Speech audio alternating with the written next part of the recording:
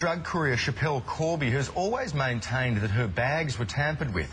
This next story gives that suggestion a little added strength.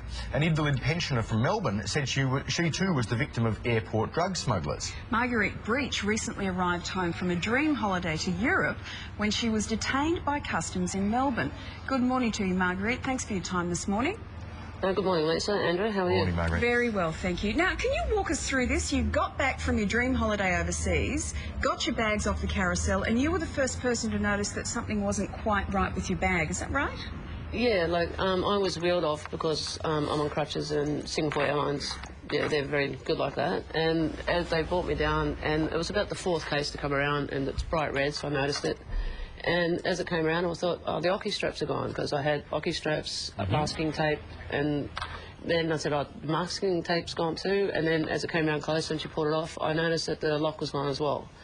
And she said, well, what do you want to do about it? Which I thought was odd anyway, like, it's been tampered with. Yeah.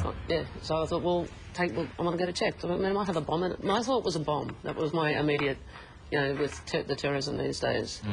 Drugs did not cross my mind. That was the last thing on my mind at that time. So after you took the bag along and said, look, I believe my bag's been tampered with, what happened then?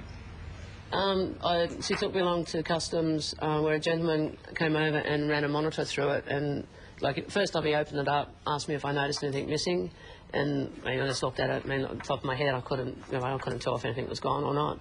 And then he started pulling everything out and ran this thing around that was beeping its little head off, and then went away, got some gloves, and came back with another guy.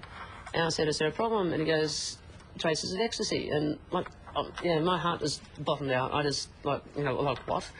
And he kept doing it, running it through, and he emptied my bag, unzipped it, and said the onus was on me to prove that it wasn't me that did it. And like I'm saying, like, this is crazy. I was through customs. I could have left. I didn't have to bring my bag back.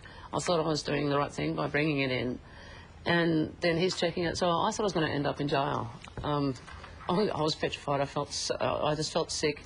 Yeah. And I was kept there for over an hour while it was like he was, I don't know, I felt like they were determined to find something in there. Yeah. Like, I understand that, you know, they have to do their job, the monitor was going off, but there was nothing in there. You could see there was nothing in there. And why would I take my bag back in if I'd just done a run of ecstasy? Like, I mean, I'm not an idiot. So he said to you that the onus was on you to prove your innocence.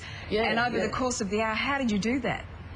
Well, I just basically just sat there holding my head saying, this is ridiculous. Like, I mean, you know, like last time I saw my bag was at Naples, and they said that look, like I thought I had to deal with it again at Rome, but Naples told me, no, don't worry, we'll take care of it. You don't have to see it again until Melbourne. So. And you were in transit in Singapore. You were even thinking of having a stopover there. Yeah. Can't imagine what would have happened there. And I actually had considered spending a night at Singapore. Now, if I'd done that, that's what's freaked me out for the last 2 weeks, and I haven't actually slept, is because if I had got off, like, because I had about 5 or 7 hours stop over there, and I thought maybe staying in a motel, because everyone's told me Singapore's the place to go. So I thought, you know, maybe stay over. Now, if I had, and they'd found ecstasy there, then I'll be looking at the death penalty today. Like, that is the scariest part. And, I mean, Schapelle Corby, yeah. I mean, that's all. She's the main person I've thought about for the last 2 weeks. Indeed. I mean, if it happened to me, I mean, how can you say she's guilty when, I mean, I know I'm innocent. I'm obviously innocent. I'm not an idiot. I didn't do a run and take my bag back into customs and say, hey, you know. So, look, obviously, Margaret, in the end, the customs people said, yes, you're free to go. Was there any suggestion that there was any follow-up for this? I asked, like I said, I kept saying to the guy who was doing it, like, can't you check the cameras behind to see if it was unloaded there? Like, you know, like, it's obviously been unloaded. If it's going off, ecstasy has definitely been in my bag. Things got broken. They broke stuff, obviously pushing stuff in. The 2 front pockets were also emptied, and I can't remember what was in there, but I've lost underwear and things like that that just disappeared, so they've taken that. So it must have been quite a huge load of ecstasy. And you would think, well, I would have thought that they would want to follow it up, and if they have cameras at the back, like I was saying, can't you check to see if it happened here?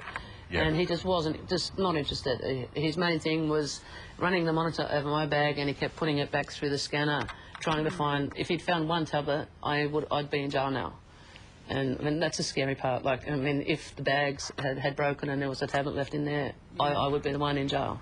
Well, Marguerite, it's a really good warning to all of us. So, although, as you say, you did have all of those security Yeah, I had the tape padlocks. around and the lock, but And the padlocks, which obviously they just cut off. You know, Yeah. like, Yeah. You know, and Okay. I just can't believe I wasted my money on all of that. well, let's hope they do follow up with that CCTV footage. It's a Thank you, frightening Marguerite. story, Marguerite. Good luck. Thank you. Okay, thanks very much. Okay. So what are you going to do to